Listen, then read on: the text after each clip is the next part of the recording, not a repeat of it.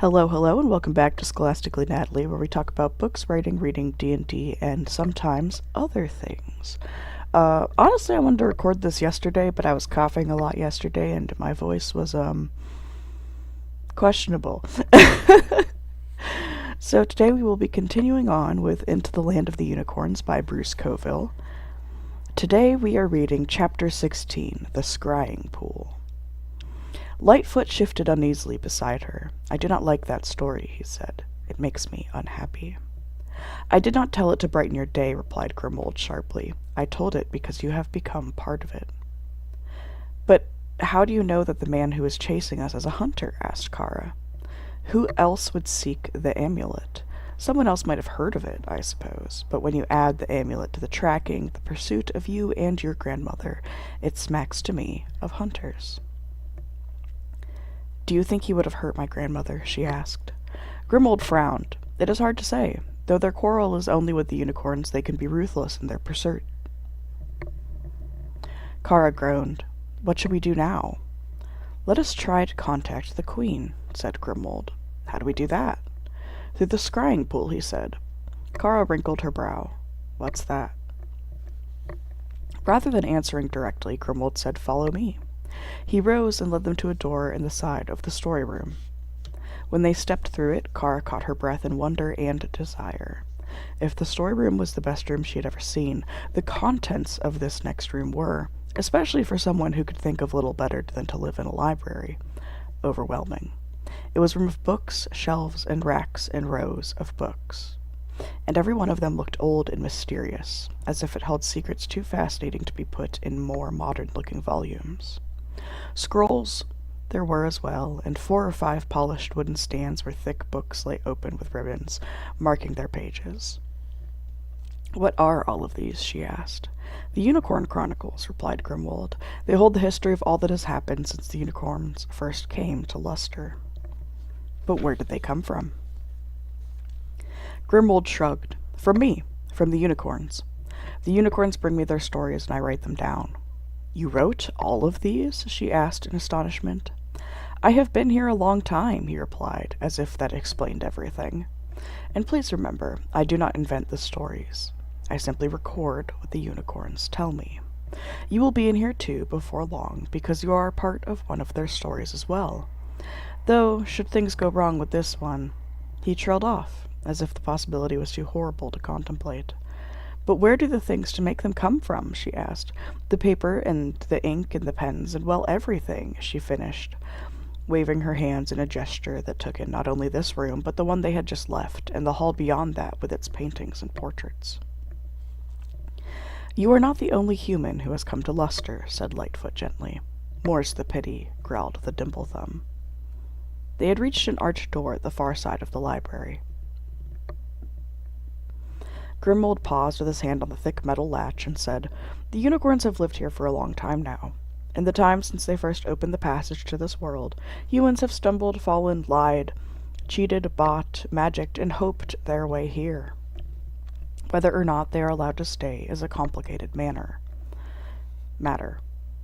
But any who do are expected to serve the queen. My job is to chronicle the days of the unicorns. Others there are who make paper, who bind books, who fashion things of beauty and worth."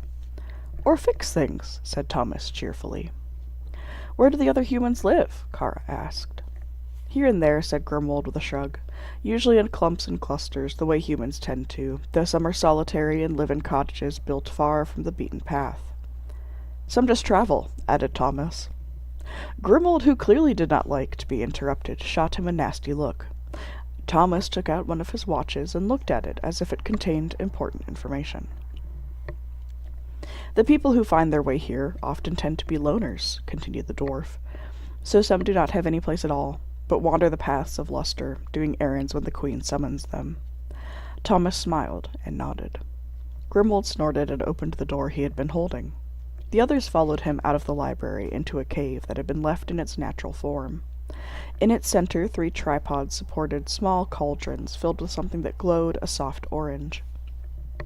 By this dim light, Kara saw irregular stone walls and a scattering of stalactites and stalagmites.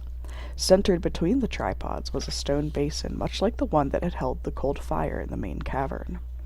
However, rather than fire, this basin held dark, cold-looking water. "The scrying pool," said Grimold. Then he ordered Lightfoot to dip his horn in the basin. The unicorn nodded and stepped forward. When he bent his horn to the water, silver shimmered across the surface of the basin. "Stand beside me," the dwarf said to Kara, positioning himself at the edge of the basin. She stood where he indicated. "Look into the water." Again she complied. To her surprise, the surface of the water began to shimmer. Slowly an image began to appear. It was not her reflection, nor a reflection of the cavern, but an entirely different place, green and pleasant-looking. "Summerhaven," said Lightfoot, who was standing behind them. He backed up a step or two. "I'd just as soon you not tell the Queen I'm here," he said to Grimold. The squidgem had jumped onto the rim of the basin and was looking into the pool with fascination. "Very much good pretty," he said, reaching out to touch the water. Kara expected Grimold to snap the little creature and shoo him away. But before the dwarf could move, the water roiled and darkened. "Yikes!" squealed the squidgem, leaping onto Kara's shoulder. Grimold cursed in astonishment. "What is it?" asked Kara. "What's happening?" "Something has interfered with the connection," he said. He shivered, and the look in his eyes sent a chill down Kara's spine as well. "This has never happened before," he continued. "The pool is a powerful magic. The Queen herself set it up for me. I cannot imagine what could." "Look," said Lightfoot. All eyes turned to the pool. A message had appeared on the surface of the troubled water, written in large flowing letters, as if from some great pen. It said, "Surrender the amulet." It was signed, "Beloved." And that is the end of chapter 16. Thank you so much for listening. I will try to upload more regularly. I will see you guys in the next one. Scholastically Natalie is out.